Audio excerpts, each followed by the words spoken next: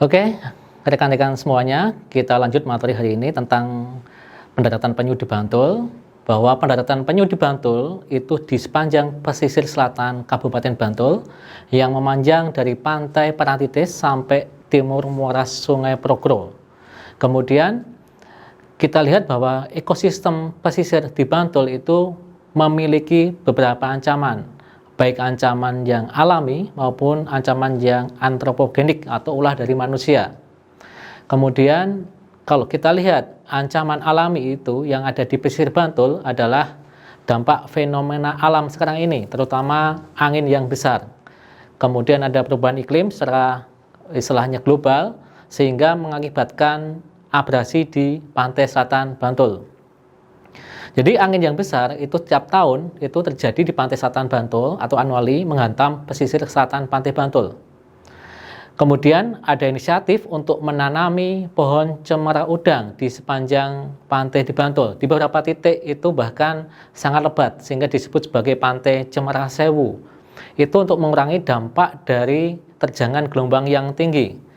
Akan tetapi kalau kita lihat daun dari pohon cemara udang tadi ketika jatuh ke pasir kemudian mereka itu membusuk, ternyata proses pembusukannya lama dan itu mengakibatkan pasir yang ada di bawahnya itu menjadi asam. Saya pernah mengukur untuk pH-nya itu di sekitar 5 sampai 5,5.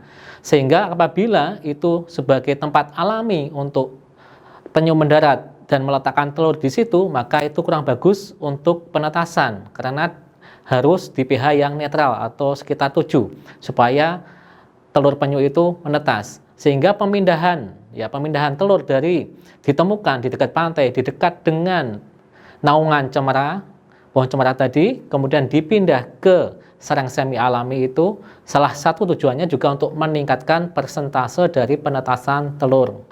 Kemudian ancaman antropogenik atau ulah manusia. Kita tahu bahwa pesisir selatan Bantul itu ada 2 sungai besar yang muaranya di situ, yaitu muara Sungai Opak dan muara Sungai Progo. Setiap musim penghujan ada banjir yang besar, kemudian mereka membawa sampah, terutama sampah plastik. Sampah plastik itu akan kembali lagi ke pantai, ke pesisir selatan Bantul. Sehingga kalau rekan-rekan main ke pantai Bantul kemudian melihat banyak sampah plastik di sepanjang pesisir Bantul, itu tidak hanya buangan dari wisatawan yang ada di pesisir Bantul, tetapi itu malah yang banyak adalah dari hempasan atau dari sampah yang terbawa oleh Sungai Opak dan Sungai Progo. Sehingga sampah yang ada di pesisir Bantul itu sangat mengganggu, terutama untuk mengganggu penyu mendarat, sehingga disitulah ancaman bagi pendaratan penyu. Kemudian kita tahu bahwa beberapa tahun yang lalu itu adik-adik juga kakak-kakak kalian itu pernah beberapa kali mengadakan semacam diskusi tentang penyelamatan penyu di pantai Bantul. Kemudian paginya kita bersama-sama untuk bersih pantai, membersihkan sampah plastik dari sepanjang pesisir yang ada di Bantul seperti itu.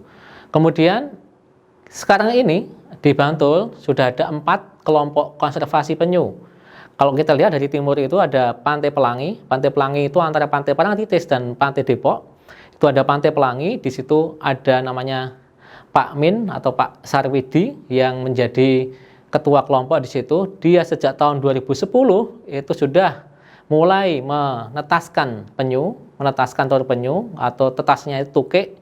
Kemudian sampai hari ini beliau konsisten sehingga tahun kemarin beliau menyabet juara 2 Kalpataru di provinsi.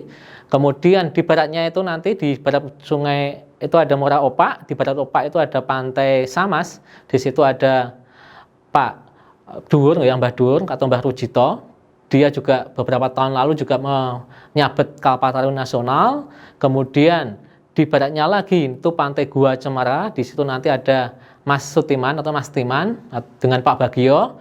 Dan yang paling ujung di barat itu di timurnya Muara Progo ada satu kelompok konservasi yaitu kelompok pecinta penyu Pandan Simo, itu KP4, itu dimandegani oleh Mas Jamjami.